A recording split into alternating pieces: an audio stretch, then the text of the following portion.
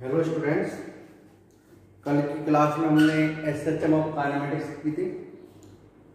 आज की क्लास में हम इससे आगे कुछ कॉन्सेप्ट पढ़ेंगे और कुछ अच्छे टाइप की प्रॉब्लम्स फेजर आरेख से कैसे होती हैं ये भी हम सॉल्व करना सीखेंगे। तो थोड़ी सी बेटा हम चर्चा इससे पहले भी करते हैं। तो जैसा आपने बताया कि एसएचएम करते हुए कर्व का जो डिस्प्लेसमेंट होता है वो क्या होता है, x = a sin omega T plus five. Clear? तो अगर मैं t = 0 पर बात, तो t = 0 पर x की वैल्यू क्या होगी बेटा, a sin ओमेगा टी। अगर यहां पर ध्यान दें तो आपको सर ओमेगा टी ये तो एक एंगल है, ठीक है, एंगल है।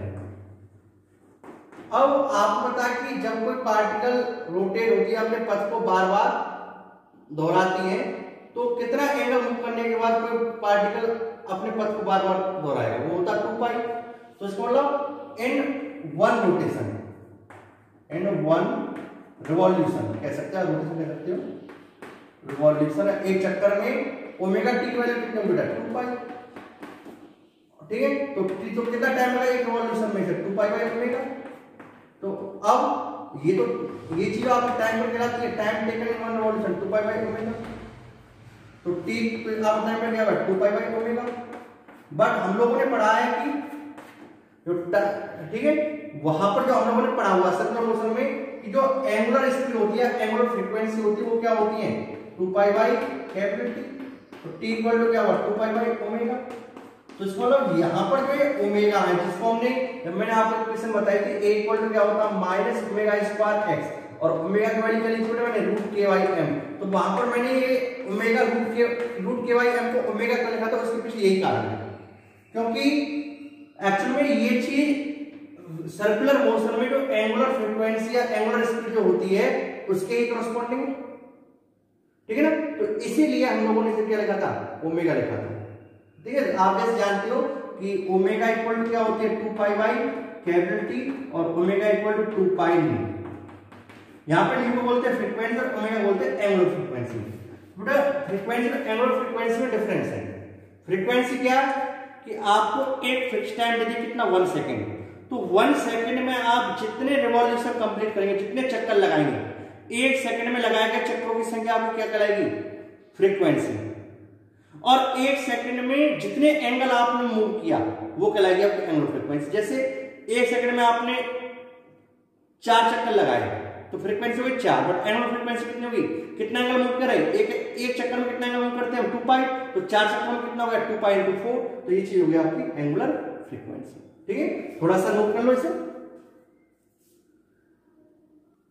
हाँ बेटा, नेक्स्ट एसएचएम पर बेस्ड कुछ क्वेश्चंस आते हैं, ठीक है ना।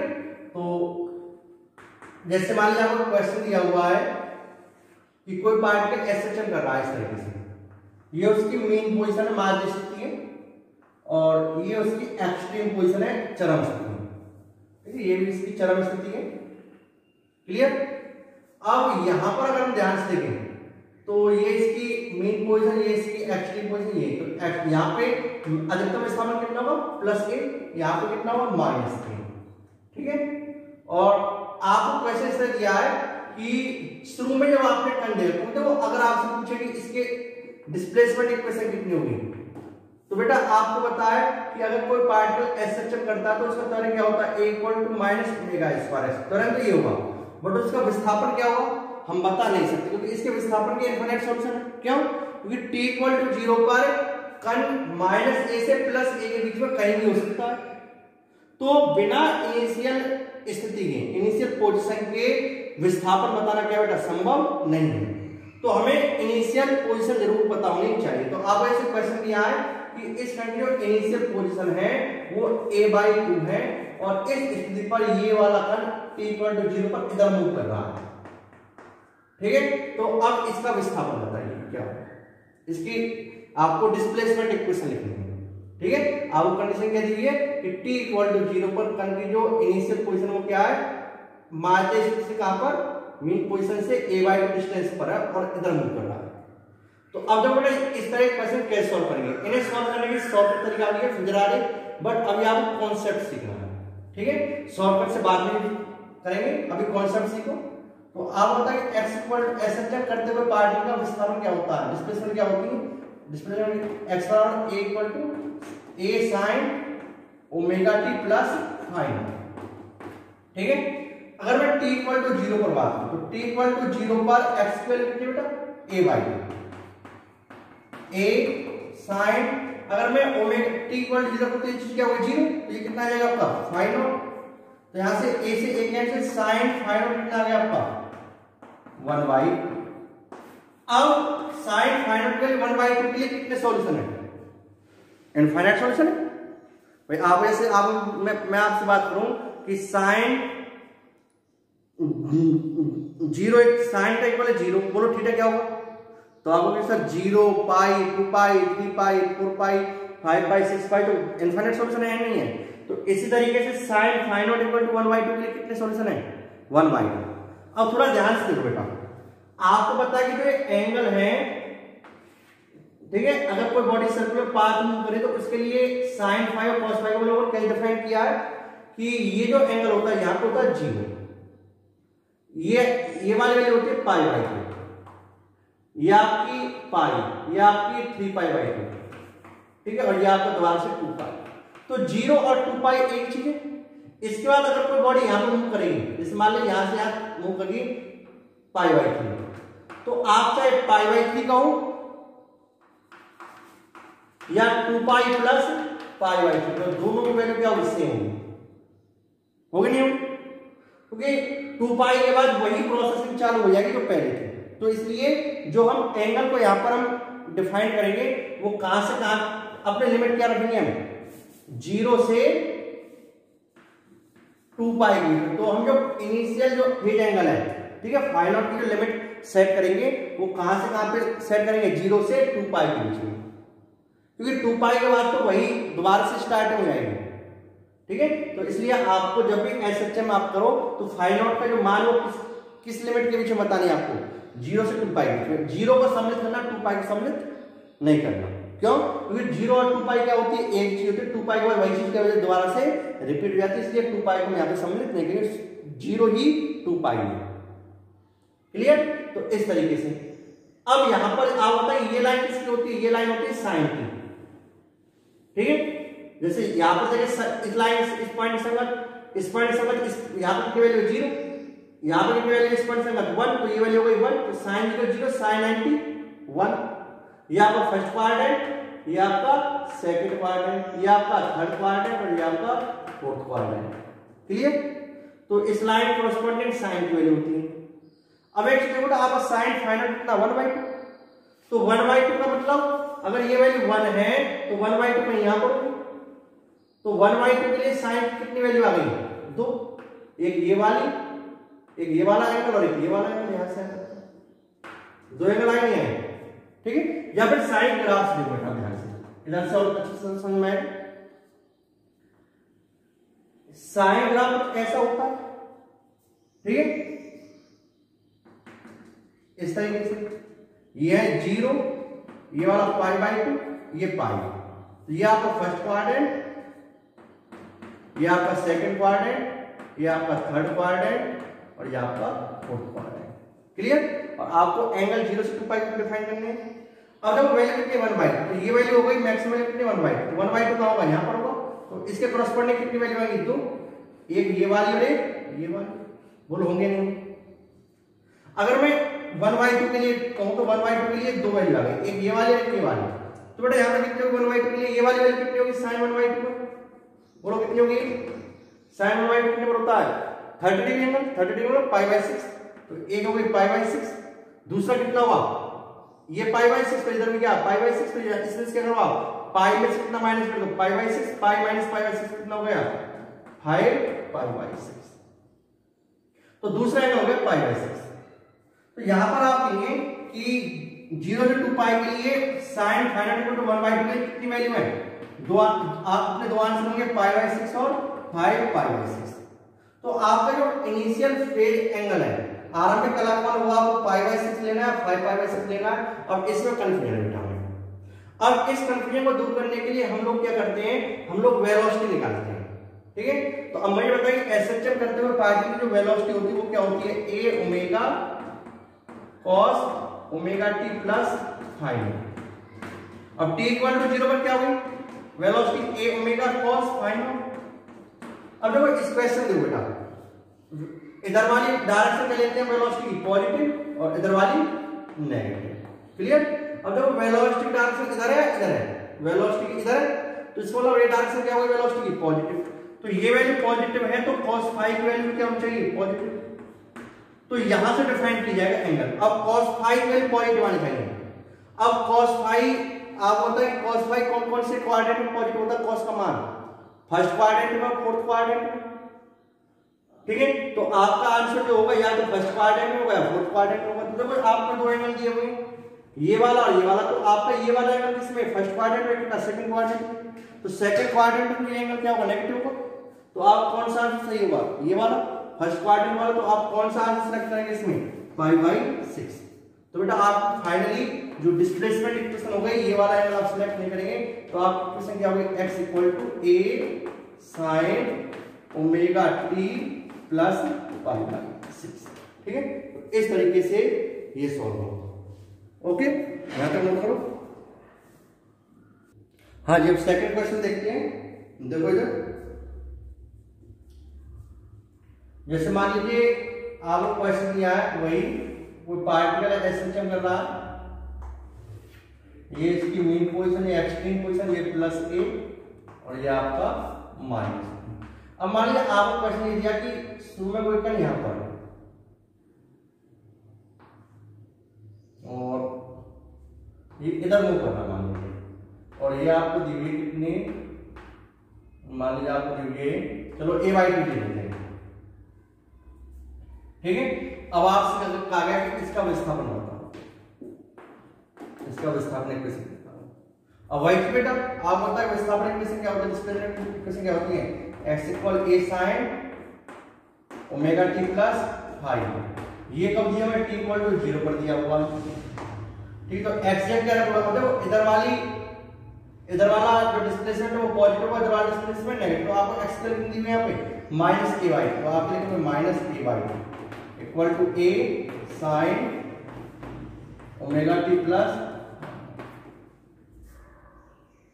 तो बेटा कितना है -1/2 a से cancel sin t equal to 0 पर बात करें, t इक्वल टू 0 पर क्या होगा ये वैल्यू कितनी रहेगी आप ये sin फाइन होता है तो sin फाइन हो। ठीक है। तो यहां पर क्या होगा अगर हम ध्यान से देखें तो यहां पर बेटा आपकी जो ठीक है ये आपका साइन का ग्राफ है। अगर साइन ग्राफ में हम ध्यान से देखें तो आपका साइन ग्राफ नेगेटिव आएगा, तो नेगेटिव इसमें वैल्यू है साइन की। ठीक है। तो 1/2 किस एंगल से करस्पॉन्डिंग होती है sin 30, तो पाई प्लस। ठीक है ना भाई आपको पता है जैसे हम यहां ध्यान से चले इधर तो जैसे ये आ गई आपकी वैल्यू। ठीक है। यहां पर अगर हम ध्यान से देखें तो sin 30 -1/2 तो -1/2 के लिए ये वैल्यू आ गई। ठीक है। एक तो ये वाला एंगल होगा तो ठीक है नेगेटिव वैल्यू ये एक ये वाला होगा। ठीक है। अब ये वाला एंगल कितना होगा 30, तो ये कितना होगा 30 यहां से बोलो होगा नहीं होगा। ठीक है। नीचे जहां 30 यहां से 30 लेंगे। ठीक है। 1/2 की करस्पॉन्डिंग sin 30 से 1/2 होगा। तो ये तो इस एंगल की करस्पॉन्डिंग वैल्यू कितनी होगी, ये तो पाई तो है पाई प्लस π/6। पाई तो यहां से कितना पाई यहां से कितना होगा पाई प्लस π/6, तो पाई प्लस π/6 कितना होगा 7 π/6। और यहां पे कितना होगा बेटा ये तो पाई है, ये कितना यहां पर 2 पाई 0 2 पाई है 2 पाई माइनस π/6, तो 2 पाई माइनस π/6 कितना हो जाएगा 2 पाई माइनस π/6 11 π/6। ठीक है। तो आपके यहां पर फाइंड आउट के करस्पॉन्डिंग दो मान आएंगे, एक ये वैल्यू और एक बेटा ये वैल्यू। क्लियर। तो इस के करस्पॉन्डिंग जो एंगल वो कितना बेटा 7 π/6 और इससे करस्पॉन्डिंग कितना एंगल बेटा 11 π/6। क्लियर। तो यहां से फाइव नॉट की दो वैल्यू आ गई, एक 7 पाई/6 और सेकंड 11 पाई/6। अब इन दोनों में से एक आपका आंसर है। अब ये चेक करने के लिए हम किस पे आते हैं, वेलोसिटी इक्वेशन पे। अब आपको क्या पता है वेलोसिटी क्या होती है, v इक्वल टू क्या होती है, a omega cos omega t plus phi naught, t equal to 0 पर क्या हुआ, v equal to a omega cos phi naught. अब देखो यहाँ पे वेलोसिटी डायरेक्शन नेगेटिव पॉजिटिव बोलो, वेलोसिटी इधर है तो वेलोसिटी तो ये आंसर, तो वेलोसिटी किसी आपकी नेगेटिव, तो negative equal to cos phi naught. तो cos का नेगेटिव मान कौन कौन से क्वाड्रेंट में होता है, cos नेगेटिव केवल सेकंड और थर्ड क्वाड्रेंट में होती है, cos नेगेटिव किसमें होती है, सेकंड और थर्ड क्वाड्रेंट। तो देखो ये आपका फर्स्ट क्वाड्रेंट, ये आपका सेकंड और ये आपका थर्ड और ये आपका फोर्थ। तो cos नेगेटिव किसमें है, थर्ड और फोर्थ में, सॉरी सेकंड और थर्ड में। तो आपका आंसर है थर्ड क्वाड्रेंट से या फोर्थ क्वाड्रेंट से, तो नेगेटिव मान तो ये वाला होगा ना, उसका आपका आंसर क्या होगा, ये वाला। तो आप कौन सा आंसर लेंगे थर्ड क्वाड्रेंट में, ये वाला सेलेक्ट करेंगे तो ये आपका आंसर होगा, ये आपका आंसर नहीं होगा। तो आपकी फाइनली जो इक्वेशन आ गई डिस्प्लेसमेंट में क्या आ गई, x equal to a sin omega t plus 7 पाई/6, ये आपका फाइनली आंसर है। ठीक है, तो इस तरीके से क्वेश्चन सोल्व होगा, यहां तक आप नोट कीजिए। अब बेटा नेक्स्ट इस क्वेश्चन को सभी बच्चे सॉल्व करें, स्क्रीन को पॉज करें और सॉल्व करके देखें, मेरा आंसर नहीं देखें और फिर सॉल्व करने के बाद देखिए आपको। ठीक है, तो अब ऐसे हम सॉल्व करते, देखो आपने सॉल्व कर लिया हो और देखो इसे कैसे करेंगे हम। ठीक है, अपना आंसर मैच करना। अब होता है x इक्वल टू क्या होता है, a sin omega t plus 5। तो t इक्वल टू 0 पर x की वैल्यू कितनी आपकी, देखो इधर नेगेटिव लेंगे ना, -√3a/2 equal to a sin 5। तो आपका sin 5 कितना आ गया, -√3/2। क्लियर, ये आपका आंसर आ गया, sin 5 कितना -√3/2। बहुत बढ़िया। अब आपके अगर मैं साइन ग्राफ बनाऊं तो √3/2 के लिए बेटा देखो इधर सर्कल से देखते हैं, √3/2 कुछ इस तरह होगा, करस्पॉन्डिंग इधर आएगा, ये वाला एंगल कितना होगा π/3। ठीक है, इधर से भी कितना होगा π/3। तो यहां तक पाई और ये कितना होगा पाई प्लस π/3, 2π/3 और यहां 2π माइनस π/3, 2π माइनस π/3 कितना होगा 2π माइनस π/3 कितना है 6π माइनस 5π/3। ठीक है, 3 to 6, 6 में से 5/6। तो आपके दो आंसर आएंगे, इसके अक्रॉस आप उससे देखो साइन ग्राफ से, नेगेटिव वैल्यू -2/3, एक आंसर ये आएगा और एक आंसर ये आएगा।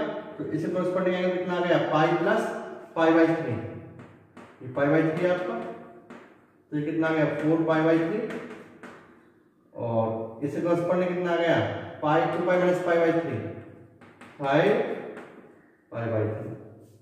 ठीक है, तो आपके फाइव नॉट की दो वैल्यू हो गई 4π/3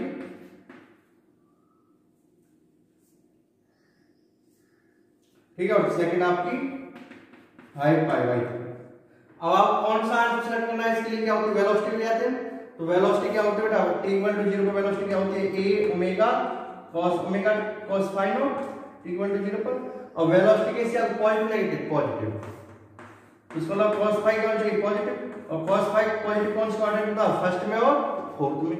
तो आपका आंसर कौन सा आएगा फोर्थ क्वाड्रेंट में, और फोर्थ क्वाड्रेंट कौन सा होगा थर्ड में होगा नहीं, ये वाला फोर्थ क्वाड्रेंट में। तो आपका ये वाला आपका आंसर फाइनल आंसर होगा।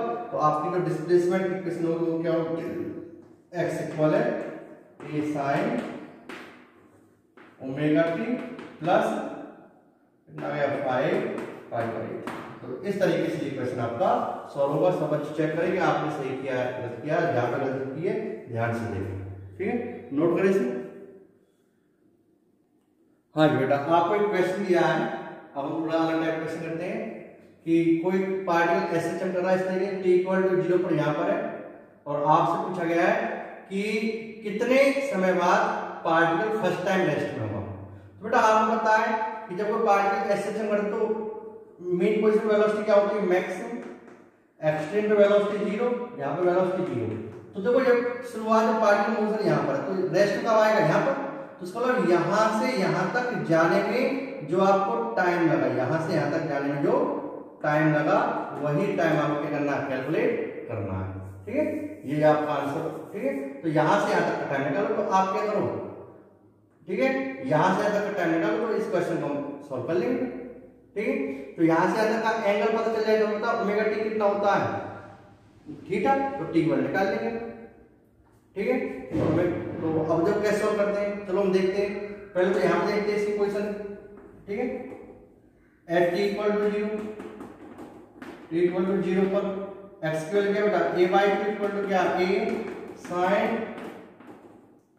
फाई नॉट, तो फाइनल कितना आ गया आपका 1/2 के साइन फाइनल कितना आ गया 1/2, तो फाइनल करस्पॉन्डिंग दो वैल्यू होंगी, कौन कौन सी, पॉजिटिव वैल्यू है, ये वाली और ये वाली, तो ये वाली कितनी होगी 1/2 कितना होता है π/6 पर, π/6 और π माइनस π/6, तो 5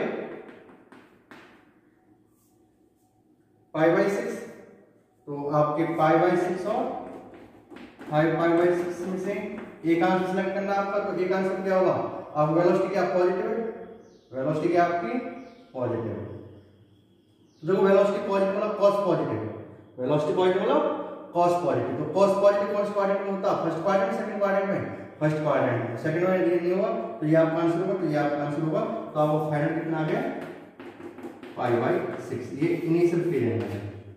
ठीक है, तो एट एक्सट्रीम पोजीशन पे निकाल लेते हैं, ये वाली क्या एक्सट्रीम पोजीशन पर, एट एक्सट्रीम पोजीशन है बेटा, तो एक्सट्रीम पोजीशन पर वेलोसिटी आपकी इधर है, तो एक्सट्रीम पोजीशन पर आप देखो तो x इक्वल टू क्या होगा, a equal to a sine omega T plus कितना आपको फाइंड आउट π/6। ठीक है, तो आपको कितना गया ओमेगा, ये आपको a से कैंसिल, तो 1 इक्वल टू कितना गया साइन ओमेगा टी प्लस π/6, तो आप कितना गया π/2, तो π/2, तो आप कह सकते हो omega T plus π/6 equal to sine M T π/2 होगा। ठीक है ना, फर्स्ट टाइम और वेलोसिटी पॉजिटिव है, वेलोसिटी 0 और फर्स्ट टाइम यहाँ पर π/2 पर होगा ना फर्स्ट टाइम तो। ठीक है, π/2 आएगा आपका एंगल, तो एंगल π/2, ओमेगा टी कितना आ गया आपका π/2 माइनस के π/6, तो ओमेगा कितना होता है आपका, ओमेगा टी कितना हो गया 6 एलसीएम 2 3 3 पाई माइनस के पाई कितना गया 2π/6, 2π/6 कितना हो गया आपका π/3। ठीक है, तो ओमेगा क्या होता है 2 pi capital T into small T equal to क्या π/3, पाई से पाई कैंसिल, टी कितना आ गया आपका, टी आ गया आपका t/6, तो कितने टाइम बाद, ठीक है, तो t/6 टाइम बाद क्या हो जाएगा, पार्टिकल रेस्ट में आ जाएगा टोटल टाइम ऑफ, ठीक है, पीरियड का। ठीक है, अगर टाइम पीरियड आपको 1 जैसा इस क्वेश्चन में आप मान टाइम पीरियड दिया हुआ 2 सेकंड है, तो आपका आंसर कितना आएगा 2/6। इस तरीके से ये क्वेश्चन आप सॉल्व करेंगे, नोट करेंगे। हाँ बेटा, जैसे आपको पता है कि एसएचएम करते हुए पार्टिकल का जो विस्थापन होता है वो क्या होता है, x equal to a sin omega t plus phi naught. अब जो फाई नॉट का फिक्स है, अब आप देखो जब पार्टिकल एसएचएम करता है तो एक्चुअल में एसएचएम करने पर x की वैल्यू क्या आती है, अलग अलग आती है। तो देखो a कांस्टेंट है, फाई नॉट कांस्टेंट है, तो एक्चुअल में क्या x के अलग अलग वैल्यू पर क्या चेंज हो रहा होगा, ओमेगा t चेंज हो रहा होगा। तो इसका मतलब पार्टिकल को अलग अलग पोजीशन पर ले जाने का खेल कौन कर रहा है, ले जाने का खेल कौन कर रहा है, ओमेगा टी। और ओमेगा टी क्या है, एंगल, ओमेगा टी क्या एंगल। तो बेटा इसका मतलब हमने देखा यहाँ पे जो पूरा खेल है वो किसका है, जो पूरा चक्कर है वो किसका, ओमेगा टी का है। तो ओमेगा टी मतलब एंगल के ओमेगा टी के कारण क्या हो रही है, पार्टिकल की पोजीशन क्या हो रही है, लगातार चेंज हो रही है। अब यार हम लोगों ने वर्तुल गति पढ़ी है, तो वर्तुल गति में हमने पढ़ा है कि यदि कोई पार्टिकल सर्कुलर पाथ मूव कर रहा है तो अलग अलग एंगल पे पार्टिकल की पोजीशन क्या होती है, अलग अलग होती है। और यहाँ पे भी क्या होगा बेटा, अलग अलग एंगल पे पार्टिकल की पोजीशन क्या होती है, अलग अलग ओमेगा टी पर वैल्यू क्या होती है।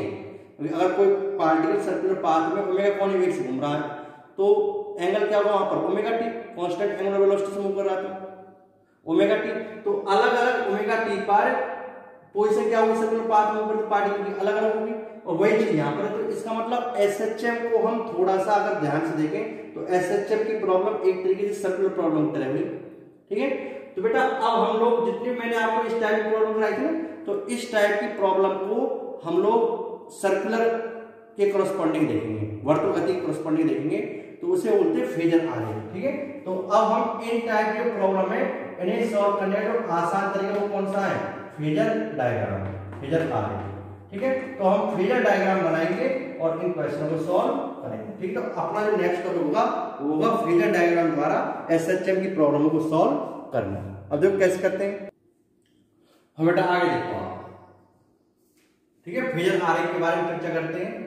जैसे बेटा मान लीजिए ये कोई पार्टिकल है, ठीक है, और ये पार्टिकल क्लॉकवाइज सर्कुलर पाथ में मूव कर रहा है, ठीक है। तो अब मैं कर रहा हूं कि ऊपर से मैं इस पे लाइट डाल रहा हूं और नीचे मैंने कोई स्क्रीन लगाई हुई, पर्दा लगाया हुआ है। अब मैं इस पार्टिकल की परछाई देखता हूं, इस पार्टिकल की परछाई देखता हूं, इस पार्टिकल की शैडो है, परछाई है, इमेज है, वो कैसे पथ में मूव करेगी अगर ये सर्कुलर पाथ में मूव करेगा, क्लियर। अब देखो जिस समय ये पार्टिकल यहां पर है तो इसकी जो शैडो बनेगी जस्ट इस स्क्रीन पर यहां पर बनेगी, तो इस समय ये पार्टिकल कहां पर यहां पर। अब ये पार्टिकल कैसे मूव कर रहा, मैंने मूव करते करते यहां पर आया, तो ये पार्टिकल ऐसे जा रहा है तो इसकी शैडो कैसे चलेगी बेटा, ऐसे, तो इसके करस्पॉन्डिंग ये यहां पर आएगी, ठीक है। फिर ये पार्टिकल मूव करते करते यहां पर आया, इसके करस्पॉन्डिंग शैडो यहां पर आएगी। फिर ये पार्टिकल मूव करते करते यहां पर आया, इसके करस्पॉन्डिंग ये शैडो यहां पर आएगी।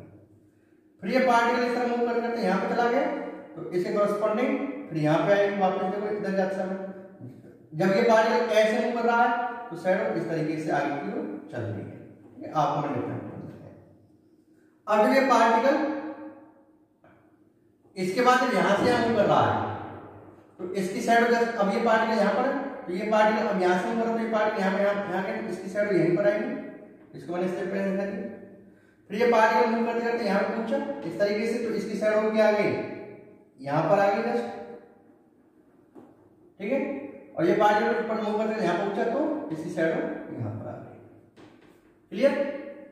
अब ये पार्टिकल मूव करते करते यहां पहुंचा तो इसकी शैडो इसके करस्पॉन्डिंग कहां आ जाएगी, यहां पर आ जाएगी। फिर ये पार्टिकल मूव करते करते यहां पहुंचेगा तो इसके करस्पॉन्डिंग इसकी शैडो कहां आ जाएगी, यहां पर आएगी। फिर मूव करते यहां पहुंचेगा इसकी शैडो यहां पर आएगी। फिर ये आगे मूव कर रहा है इस तरीके से,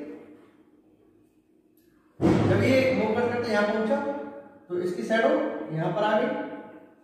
फिर ये मूव करते जब यहां पहुंचेगा तो शैडो यहां पर आएगी, फिर यहां पहुंचेगा तो दोबारा से वापस यहीं पर ही आ जाएगी, बोलो आएगी नहीं आएगी। तो इसका मतलब क्या हो गया, तो आप देख रहे हो कि अगर ये पार्टिकल वो सर्कुलर पाथ में मूव कर रहा है तो इस पार्टिकल की जो इस हॉरिजॉन्टल स्क्रीन पर जो शैडो है परछाई वो कैसे पाथ मूव कर रही है, इस तरीके से। और इस अगर इसकी एंगुलर वेलोसिटी ओमेगा क्या है, कांस्टेंट है, तो ये इस तरीके से क्या करती रहेगी, इस तरीके से इस मिड पोजीशन क्या करती रहेगी, एसएचएफ करता रहेगा। तो इसका मतलब यहां से एक कॉन्सेप्ट हुआ कि एसएचएम करते हुए पार्टिकल को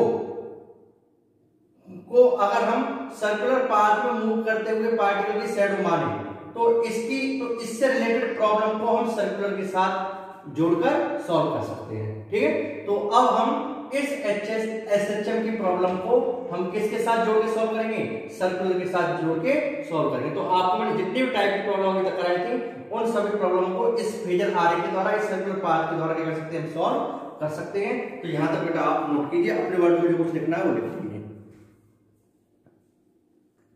हाँ जी, जैसे अब आपको मान लीजिए क्वेश्चन दिया है ये वाला जो हमने शुरू में किया था कि t=0 पर किसी पार्टिकल की स्थिति a/2 इस तरह दी जाती है, ठीक है, ये a/2 की स्थिति पर है। तो आप उसका आ गया कि इसके आप विस्थापन समीकरण लिखो। अब बेटा इसका बेसिक तरीका मैंने आपको बता दिया। अब इसको हम किस सॉल्व करेंगे, प्रोजेक्ट फेजर आरेख से।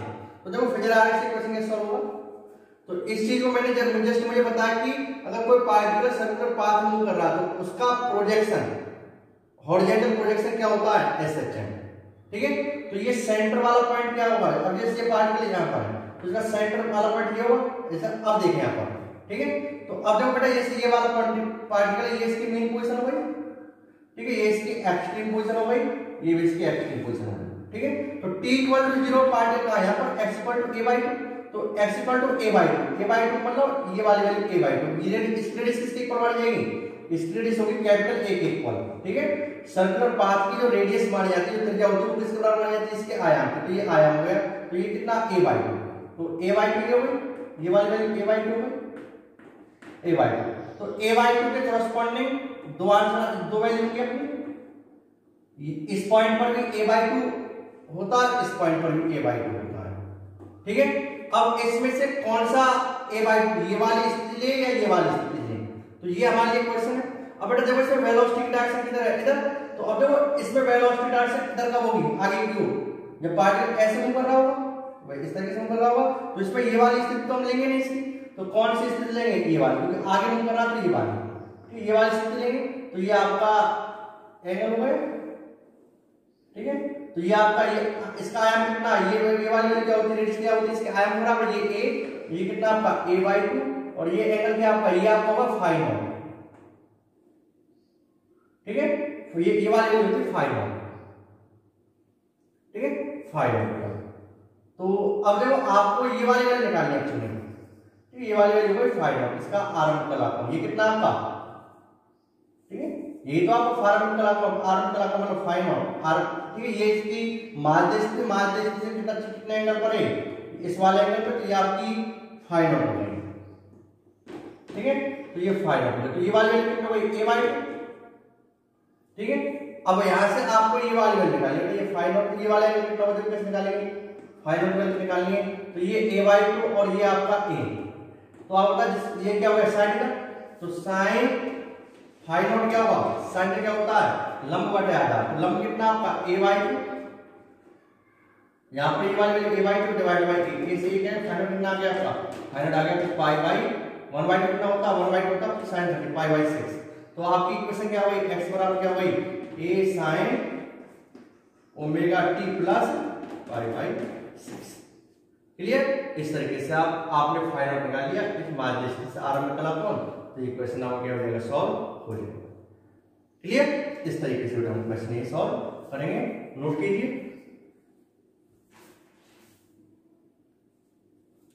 अब बेटा जैसे आपको पता है कि SHM करते हुए पार्टिकल का जो विस्थापन समीकरण होता है वो होता है x a sin omega t plus phi naught. बेटा फाई नॉट का आरंभिक कलापन, तो देखो एक्चुअली फाई नॉट क्या है, जो इसकी रेडियस है। ठीक है, ये रेडियस तो इसका एम्पलीट्यूड होगा a। ठीक है, ये इसकी माध्य स्थिति वाली स्थिति है, फाई नॉट है आरंभिक स्थिति, तो ये इसकी माध्य स्थिति आरंभिक स्थिति